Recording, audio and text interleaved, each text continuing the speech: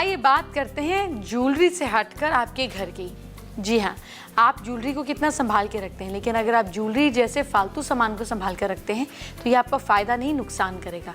क्या कहना चाह रही हूँ मैं, चलिए समझाती हूँ। अगर आपके घर में टूटे फूटे शोपीस, टूटी फूटी क्रॉकरी पड़ी है तो ये घर के लोगों में प्यार में जो है दरार डाल देती है। लोग अपनी छत पर बहुत कचरा रखते हैं। अगर आप अपनी छत पर कचरा रखते हैं तो छत यानी कि आपका हेड है ना, घर की छत मतलब घर का सिर, और घर का सिर मतलब आपका सिर। तो आपके सिर पर हमेशा स्ट्रेस रहेगा, अननेसेसरी टेंशन, बहुत सारी बॉदरेशंस आपको रहेगी। अगर आप सीढ़ियों के नीचे कबाड़ कचरा रखते हैं तो आपकी ग्रोथ में बहुत रुकावट आएगी। सीढ़ियाँ मतलब ऊपर जाने का रास्ता। तो अगर आपकी ऊपर जाने के रास्ते में ग्रोथ में ऑब्स्टिकल है तो अपनी सीढ़ियों के नीचे का कचरा हटाइए। अपने घर पर अगर पुराने मोबाइल फ़ोन्स, टूटे फूटे फ़ोन, टूटे फूटे कैमरास, टूटे फूटे इलेक्ट्रिकल सामान को अगर आप रखते हैं तो आपके घर के आसपास के लोगों के साथ आपकी कम बननी शुरू हो जाएगी। आपकी रिश्तेदारी में आपकी खटपट होने लगेगी। अपने घर से फालतू इलेक्ट्रॉनिक्स को हटाने पर राहु का पॉजिटिव इफेक्ट देखने को मिलता है। ठीक इसी तरीके से अगर आप अपने घर पे पुराने जूते चप्पल रखते हैं तो इससे शनि खराब होता है, और जब शनि खराब होता है तो आपके काम में डिसिप्लिन नहीं होता, और जब काम में डिसिप्लिन नहीं होता तो काम में डिलेज होते हैं। इसीलिए पुराने जूते चप्पल किसी गरीब को दान करें जिनकी आपको अब ज़रूरत नहीं है या जिन्हें आप पहनते नहीं हैं।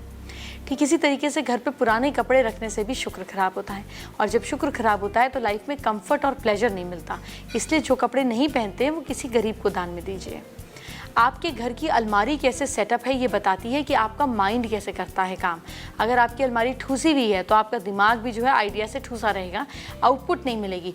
जैसे आपको अपनी अलमारी से कपड़े खोजने पड़ते हैं, बिल्कुल ठीक वैसे ही आपको ज़िंदगी में अपॉर्चुनिटी मिलती है। तो अपनी अलमारी को साफ़ सुथरा, क्लीन और बिल्कुल अच्छे से लगवा कर रखिए। ज्वेलरी रखना ही नहीं, ज्वेलरी के साथ साथ खाना खाना भी बहुत इंपॉर्टेंट है। खाना तो हम सब खाते हैं, लेकिन किस दिशा में देखकर खाना खाते हैं, किस तरफ मुंह होता है, इससे भी ज़िंदगी में बहुत इम्पैक्ट पड़ता है। चलिए आपको समझाती हूँ। पहले तो कुछ खाना खाने के नियम समझिए। एक बार बैठकर तरीके से खाने को बैठ के खाइए। देखिए, हम सब इतनी भाग दौड़ कामकाज क्यों करते हैं? इसीलिए करते हैं ना कि तसल्ली से आदमी खा सके। अगर आप खाने की रिस्पेक्ट नहीं करेंगे तो खाना आपकी रिस्पेक्ट नहीं करेगा और आपकी बॉडी हेल्दी नहीं होगी। एक बार बैठ के टिक के खाना खाइए। झूठा भोजन ना किसी को खाइए ना किसी को खिलाइए। झूठा खिलाना हमारे शास्त्रों में पूरी तरह से वर्जित है। तीसरी चीज़ जो आपको ध्यान देनी है कि जब आप खाना खाने बैठें तो तसल्ली से बैठें और अपनी स्पाइन को सीधा करके बैठें। जितना आप खाना हाथ से खाएंगे उतना इजीली डाइजेस्टिव जूसेस आपके स्टमक में बनेंगे। तो सिर्फ चम्मच ही नहीं, कभी कभी हाथ से भी खाया करें। अब एक ज़रूरी बात, किस तरफ मुँह करके खाएँ। अगर आप ईस्ट की तरफ मुँह करके खाते हैं तो आप सोशली बहुत स्ट्रॉन्ग होते हैं, एक सोशल कनेक्शन आपका बढ़ता है। ईस्ट की तरफ खाना खाने पर आयु भी लंबी होती है, ऐसा शास्त्रों में लिखा गया है। वेस्ट की तरफ अगर आप मुँह करके खाना खाते हैं तो आपका मेटाबॉलिक रेट जो है वो स्ट्रॉन्ग होता है और आपके पब्लिक कनेक्शन स्ट्रॉन्ग होते हैं। नॉर्थ की तरफ खाना खाने पर एक तरीके से आपकी लाइफ में ग्रोथ आती है, आप ऑप्टिमिस्टिक बनते हैं, चीज़ों को अच्छे से सोच पाते हैं। और साउथ की तरफ मुँह करके खाना खाने पर आपकी ज़िंदगी में प्रसिद्धि बढ़ती है।